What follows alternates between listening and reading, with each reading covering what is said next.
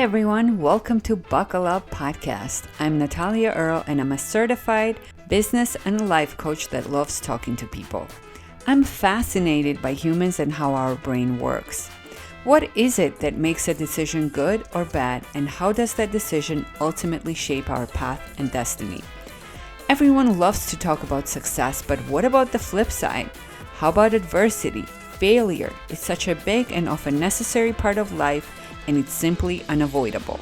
So I invite you to join me on this inspiring, honest, unpolished interview show with breathtakingly real conversations that go deep on setbacks and hardships that are part of the puzzle that ultimately lead to growth, discovery of inner greatness, and what makes us resilient. Grab your helmet and buckle up, people. It's going to be a bumpy ride. But what a ride it will be.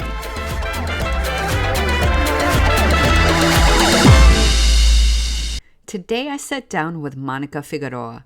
She's a multi-passionate content creator and marketing strategist living in beautiful South Florida. She's a first-generation Cuban American and a second-generation luxury jewelry owner, inheriting her family's 30-year wholesale jewelry business and converting it into an online retail store, which is where her journey with social media began. After rebranding her family's business in 2019 and discovering a lack of transparency in the social media management industry, she decided to start her own social media consulting and management business in 2020. Her expertise and passion are with startups or businesses in the beginning stages of their social media presence. For her, this is the most exciting time in a business because of the endless opportunities.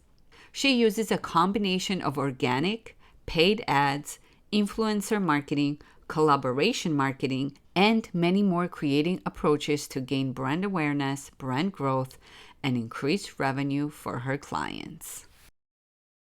Talk to me about the importance of the social media just in general. Why is it important for the companies?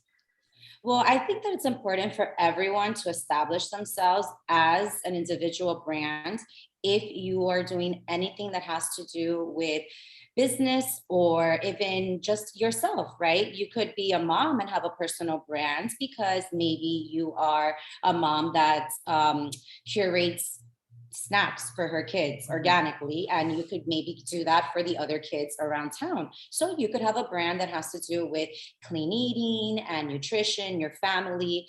I also think it's important just because, we're at a time where we have the availability of something that no one has ever had before. We have the technology of the internet. We never had this before. Before it was, telegrams and newspapers and very traditional forms of advertisement, very traditional forms of us getting out there. Mm-hmm. Right now, we can all get out there. We can all have a message because we have a cell phone. All we have to do is turn on our cell phone. All we have to do is get online. So social media is important for everyone, but especially for people who are trying to establish themselves. And it is a way for us to do so, and it's free. You do not need to really invest money. What does your company specialize in? What do you exactly help people with? So we specialize with startups and with entrepreneurs, pretty much like myself, people that were pretty much me a year or two ago. They have their businesses. They're not sure how to present themselves online. They want a brand, they want an identity, but they're not ready to really dive into using a larger agency. So they would maybe come to me. I would either consult them on what to do. They go ahead and take that information and they do it on their own, or I help manage their account. So I have a couple of clients that I do manage their account, and I do everything from A to Z, from the content development, whether it's graphics, whether it's words, so the captions that we're writing, hashtag research, competitive analysis, everything I do. I also post for them in real time, and I manage all of their messages. So anything that comes into the company's DMs, I manage for them as well. Those are my premium clients. And then, like I mentioned, I also do consulting for some clients. And we're launching a super new program I'm excited about, and it's a template program. So, like I mentioned, a lot of people are not ready to hire a firm full time or invest that much money because they kind of just started. Very understandable. I get it. I was there, which is why I kind of did it on my own. So, to meet my clients and to meet people where they are, I decided to come up with a Canva templating system that allows you to edit Canva templates. They're already going to be pre-made for you, and you can edit them to your color scheme, to your logos, and it really like cuts down the time that you would have to invest in the creation of the Mhm. content for your channel. Because if you're running your business and you're specialized. What do you think the biggest adversity is on social media right now that people are dealing with? I think just a comparison game. We're all trying to compare ourselves to the journey of someone that perhaps has been doing this a little bit longer, right? So we're Mhm. comparing our beginning stages to somebody's middle stages to somebody's end stage. And that actually, what happens is that you get paralyzed and you stop moving forward because you're so fixated on what other people are doing instead of trying to feel the intuitional pull to do what is right for you. Everybody is going to have a different way of doing things. And I don't believe that one way is better than another way. We have to try and we have to see what works for ourselves or develop a way that works for ourselves. A big part of me doing this business is finding a way that it worked for me because I spent many years in corporate America in finance jobs, in big four accounting firms with lawyers, and it wasn't working for me. So I had to Mhm. figure out a way for life and my career to work for me. So Right. part of that was this journey that I'm going on. And part of that is not comparing ourselves to other people in the social scene. I could absolutely compare myself to other people in the scene and tell myself, oh my God, I don't have, 20,000 followers. But here's the truth, Natalia, I don't want 20,000 followers. That's not Right. something that I can handle. I want personal relationships with the people that are in my circle. I don't want to have 10,000 people that I don't know. I'd rather Right. have 1,000 people that I know that know me and that know that I am going to deliver to them the best possible product and service that I can because I truly care. I Right. don't want to spread myself so thin. It's not good for me and it's not good for my clients or anybody. So we have to also realize sometimes we ask for things that is not what we want. And we Mhm. have to really dial it back and be like, hold on a second. If that were to happen, if tomorrow I was bombarded with, 10 new clients, can I even handle something like that? And the truth is, no, I probably would not. Right. So I'm not going to ask for that. I'm going to ask for what I can handle. Right. Yeah, definitely. And I think so many people are caught up in this like followers game, right? Like, oh, how many following do you have? Like, followers don't bring you income. The people that you work with, they do. The people coming into the accounts, right? So too many people coming into Instagram, the algorithm changing, engagement is also changing. Likes are kind of going away. In the engagement world, likes are the crappiest engagement you can get.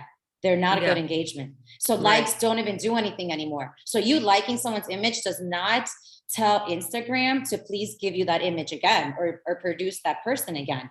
What tells them to please keep on bringing this person to our feed is commenting, it's sharing that person's information, it's clicking the save and saving that person's information. If you save someone's post, that is Hmm. like the best thing you could do for them. Because you are telling Instagram, hey, I want to see more of this. I want to see more of this. But there is a huge, huge problem with this. And to be honest, they also want you to pay. They don't want you to get organic reach anymore. Why would they? They want you to pay. And this has Right. been long coming. Okay. This has been long coming.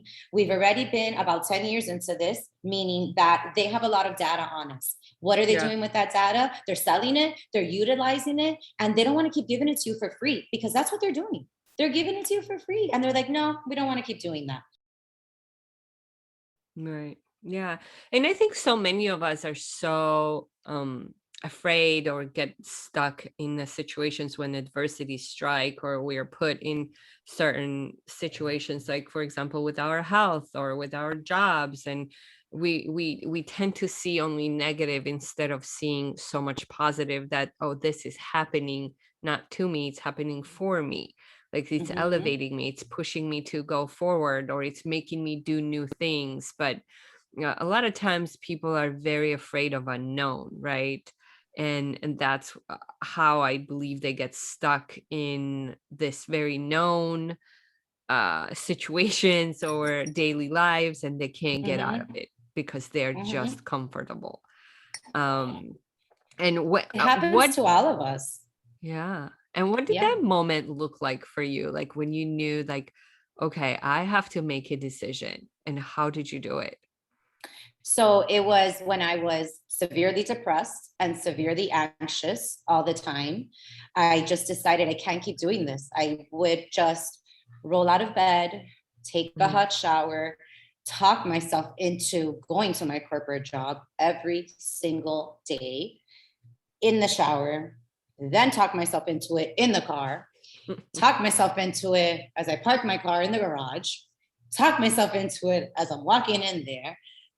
It was just so challenging that it just got to a point that I couldn't keep on being the way that I was. I was so miserable. I was Mm, so unhappy. And I couldn't believe that there was just not a better way. I felt that there had to be a better way. I just had this feeling that there was more out there and that I had more inside of myself. And I just was not in the environment to become everything that was inside of me to become. Nor did I even know that there are things that inside of me that I still don't know what they are.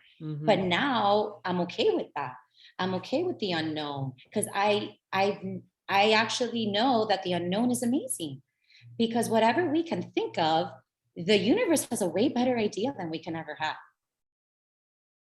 So it just takes one person. That's it. Yeah, yeah, exactly. And people always talk about changing the world, but what they don't realize, that change starts with us. Yeah. Like just one Hmm. person at a time, with yourself, with your own family. And everybody thinks about doing this grand gestures and building hospitals and saving children, and then Yeah. they don't end up doing anything. You Hmm. gotta Yep. do little things, you gotta give when you have nothing. These are the things Hmm. that truly matter, because by doing that when you have nothing, and even if you can't give money, give time. There are so many ways that we can do and change things, and they don't have to be these like grand gestures. They can be little things, and the things that even nobody sees, but they do matter, and that's what matters the most. I absolutely agree. It's true. It's those small things. And we have this idea that things have to be so grand. They really don't. It starts with you. You Yeah, change, you elevate yourself, and other people around you are gonna ask you, what did you do? How did you do this? I know that you were here and now you're here. Teach me, show me, guide me. And exactly. that's how it starts. That's just how it starts. And it just becomes a domino effect. You help one person, helps another person, two become three, become four, become five. And that is a great gift. Helping one, helping five, 10, that is a great Yeah, gift. We do not have to help hundreds of thousands of people to feel that we've made an impact. Impact yeah, starts with one person and with one small act. That's it. I agree. I agree 100%.